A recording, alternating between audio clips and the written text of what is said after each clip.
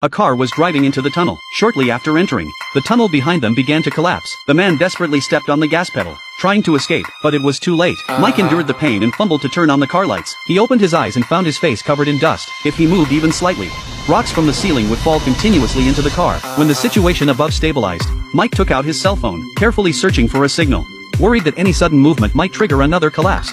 After finally getting through to 119, Mike quickly explained the situation, but the operator thought it was a minor accident, and impatiently told Mike to find a place to wait, before hanging up the phone. This operator really frustrated Mike. An hour later, the rescue team finally arrived, only to be stunned by the scene before them. The entire tunnel had collapsed. They knew something major had happened. The collapse quickly escalated. News media outlets flooded the airwaves with reports. When Mike woke up, he grabbed the water from the back seat, and drank half of it in one gulp. Little did he know that this was his life-saving water. After finishing the water, he picked up his phone. There were over 50 unread messages. Suddenly, a call came in. Mike thought it was the rescue team. He didn't expect it to be the media. Without hesitation, they started a live broadcast with Mike, asking him about his thoughts being trapped inside. The rescue team leader was furious when he found out. He rushed to the media's vehicle, and shouted at them to stop immediately. The live broadcast was interrupted. At this point, the journalists were even more angry. This is an exclusive live broadcast.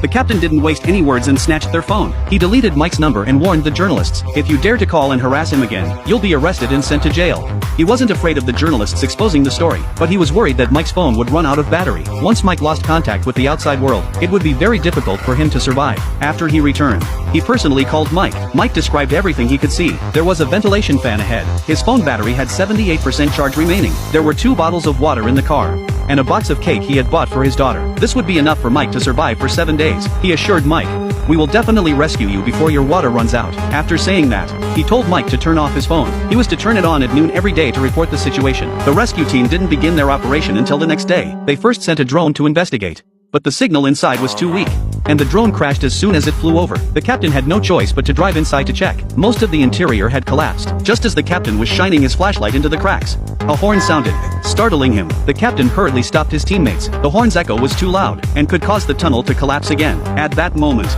Mike called. He said he heard the horn. The teammate pressed it several more times. Mike said he heard it again, meaning he was nearby. But the horn really did cause a collapse. A large rock hit the front of the car, and the rear of the car was violently lifted up. The captain started the car and backed up. Fortunately, the car safely drove out of the tunnel. The captain quickly called back to ask if Mike was okay. Fortunately, Mike only ate some dust. During this call, Mike provided an important piece of information. The number on the ceiling fan in front of him was 13. The rescue team took the tunnel blueprints, and immediately pinpointed Mike's location. The rescue operation officially began. Mike had been trapped for 3 days. He rummaged through the trunk and found 3 flashlights, a bottle of car wash liquid, and a few pairs of smelly socks. With nothing else to do, he started wiping down the seats. Suddenly, a noise came from